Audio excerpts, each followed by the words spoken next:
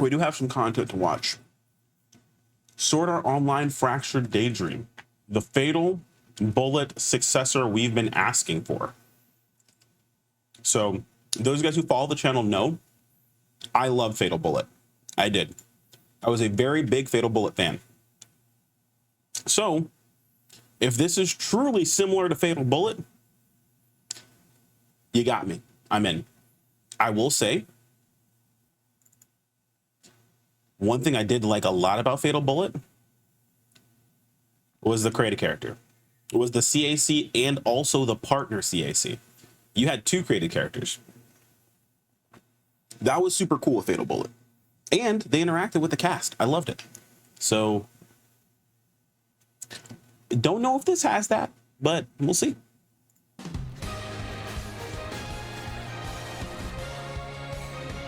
Make sure we are watching the highest quality. Oh, okay. It looks like 4 skills.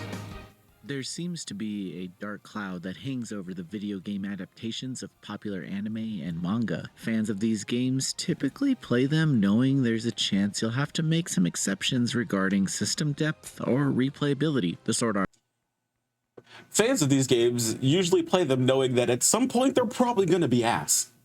They usually are. We love them, but they're usually pretty bad. Sword Art Online series has been going strong since 2013 with the release of Sword Art Online Infinity Moment, which later turned into Sword Art Online Hollow Fragment, but we can get into all that another time. Since then, each release has attempted to build on the core action RPG systems while also adapting the ever-changing virtual world of the Sword Art Online arcs. However, one game does stand out above the rest when you talk to fans 100%. of the video game releases, Knowing full well and was that that. is Sword Art Online Fatal Bullet. This entry is the best selling in the series and is also one of the few that allows you to create a player avatar. Which is a huge part of why it did well. It had good systems. It also allowed you to create a player avatar. Those are two good things. Further, the game is a third-person shooter, which may have surprised us at the reveal, but in execution, it worked really well. Dim. You say third-person shooter, I say action hack and slash game. Does that mean I played it with a sword? Yes, I did. So, eat my ass. The studio behind this standout adventure has now returned to the franchise to deliver Sword Art Online Fractured Daydream. Whoa, hold on. It's the same studio that made... It's the same studio that made Fatal Bullet. Oh, I'm actually excited. Holy crap. Hold on. Chat, lock in. We might have it. Could be considered a sequel to Fatal Bullet, has been given a reboot of sorts as not to tie it to the narrative, but I think we can all consider this a spiritual successor. One thing is for sure though, I was not expecting to have so much fun with this game.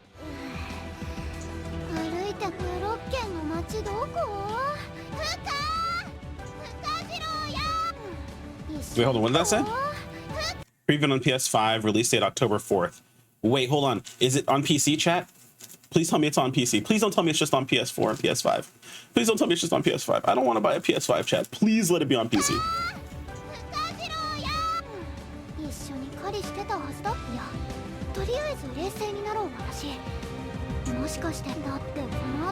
Someone go look right now.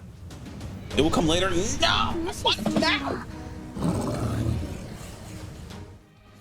During PAX West 2024, I was able to go hands-on with Sword Art Online Fractured Daydream. Wait, is that there? Wait, where? Also available on Xbox. Oh, yes. Oh, we're gaming. Also, there's an ad, so we're gonna wait for the ad to finish.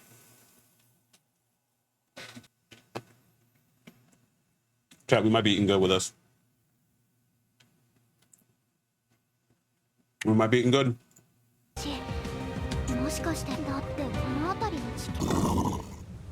Oh, monster, grr.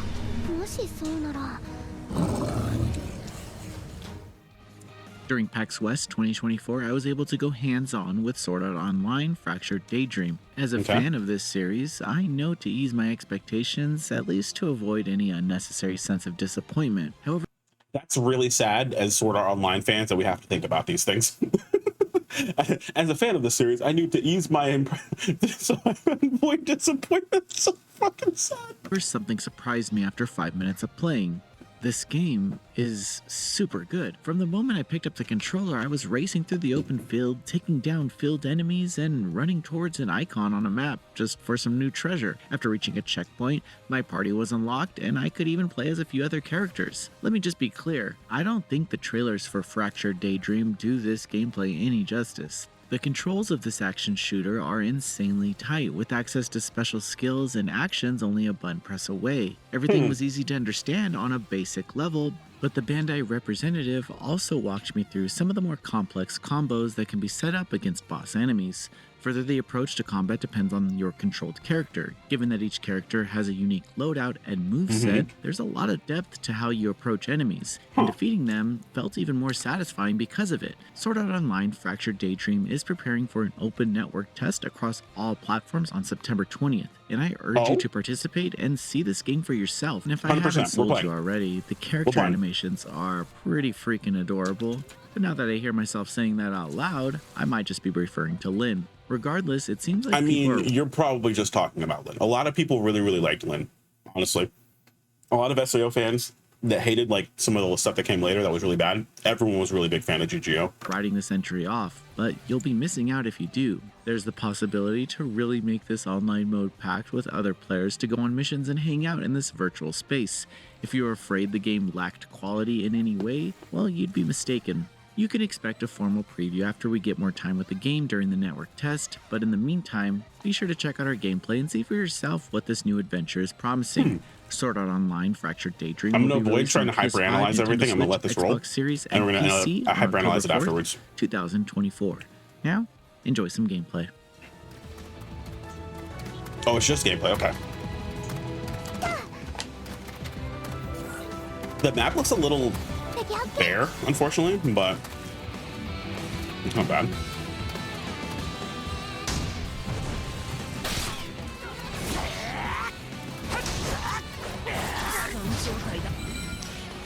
Honestly, did Kirito just get one shot, bro? What the hell?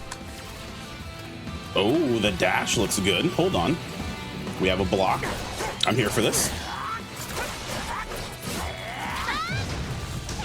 I'm really hoping they go the Fatal Bullet route and they don't make it too complicated when it comes to combat. The over complication is how she can wait, Leafa can just fly, dude? That's kind of wild.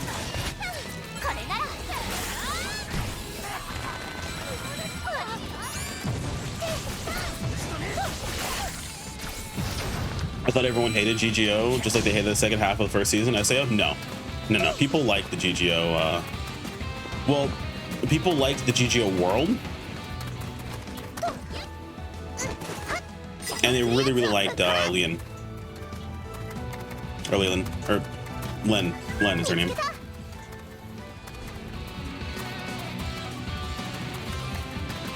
Yeah, people were like the GGO spin-off specifically. Most of the hate for SAO, I've said this multiple times, it's kind of sad to see, but most of the hate for SAO, granted rightfully deserved, was from the writing in the first season being very rushed, which it totally was. You could tell the author had an idea of a character he wanted to create, and he just went and got to it as soon as he possibly could. Which you can see the depth of the writing change pretty drastically if you watch the War on Underworld stuff. Like, it's very different. It's much better overall. But it's a much slower burn, so... Wait, hold on. Oh, interesting. You have, like, different equipped bonuses you can have from, okay. But, yeah. And then people really liked the GGO spinoff.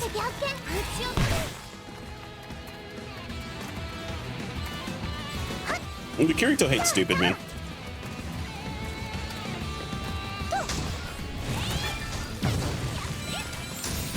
The reality was because it was about more than just Kirito. Because you could say it's because Kirito wasn't there, and the entire War on Underworld first half, Kirito was there the entire time. People still loved it. It's because there was more than just Kirito. It focused on an entire cast of characters.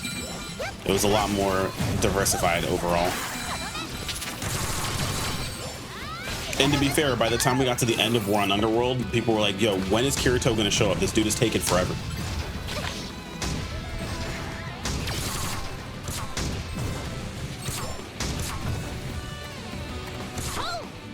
I'm over real. Unless her like grenade launchers have insane like AoE, this looks terrible for using this character.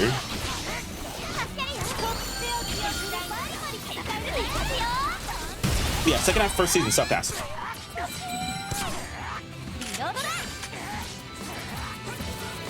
Everything, I hate to say it, but everything including the fairy game was bad. These are NPCs.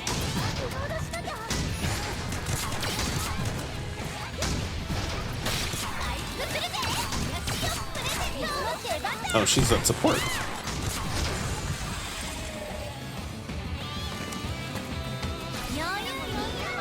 That was the Wander Eater they need to kill.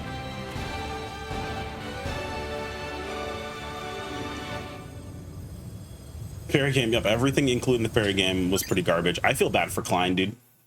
Everyone hated his game. Everyone hated Klein's game, dude. Oh. Oh. Fractured Daydream. Thanks for playing.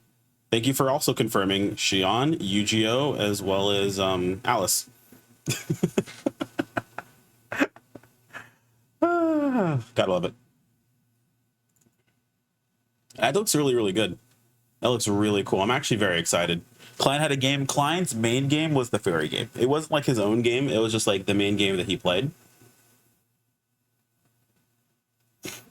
Reboot the Alfheim mark. What was it? Alfheim Online? Is that what it's called? Fairy characters can just fly. It makes sense for the fairy game, though. It absolutely makes sense for those characters. Imagine a fairy that can't fly. It's very strange. However, everything to do with Alfheim was pretty bad. Like it was noticeably pretty terrible, dude. Like unfortunate. And it was Klein's main game. You hate to see it, dude. You hate to see it. But yeah, this is looking really good. We're probably gonna be playing this. Like, we're probably gonna for sure be playing this. Like, 100%.